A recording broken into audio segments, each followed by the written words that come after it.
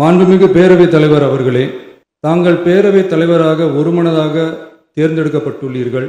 தங்களை இந்த ஆசனத்தில் மாண்புமிகு பேரவை முன்னவரும் எதிர்க்கட்சி தலைவரும் தங்களுடைய கரங்களை பிடித்து அழைத்து சென்று அமர வைத்தார்கள்.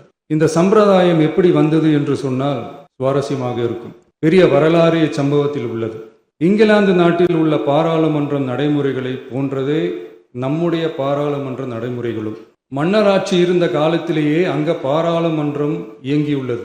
அக்காலத்தில் அனைத்து அதிகாரங்களையும் பெற்ற மன்னரும் இருந்தார், பாராளுமன்றமும் இயங்கியது. அங்கே மன்னர் ஒரு பணியை செய்ய வேண்டும் என்று விரும்புவார்.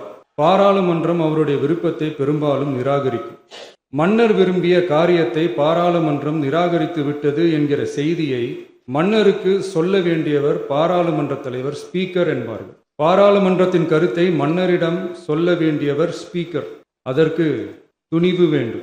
சில பணிகளை செய்வதற்கு தான் பாராளுமன்றத்தின் அனுமதி வேண்டுமே தவிர அந்த ராஜ்யத்தில் உள்ள எந்த பிரஜைக்கும் மரண தண்டனை விதிக்கும் அதிகாரம் மன்னருக்கு உண்டு.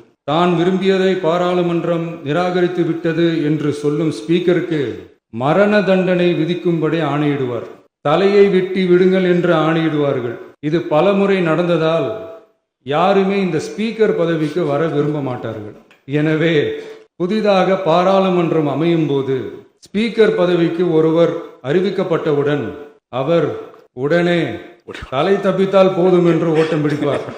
அணை முன்னவரும் எதிர்க்கட்சி தலைவரும் அவரை தடுத்து நிறுத்தி அவர் கைகளை பிடித்து இழுத்து வந்து ஆசனத்தில் அமர வைப்பார்கள். இதுதான் அந்த காலத்தில் இருந்து வந்த மரபு. ஜனநாயக முறை ஏற்பட்ட பிறகும் இம்மரபு தொடர்கிறது. நிச்சயமாக தமிழக வெற்றி கழக உறுப்பினர்கள் அனைவருமே உங்களுக்கு உதவிகரமாகவே இருப்பார்கள் என்கிற வாக்குறுதியை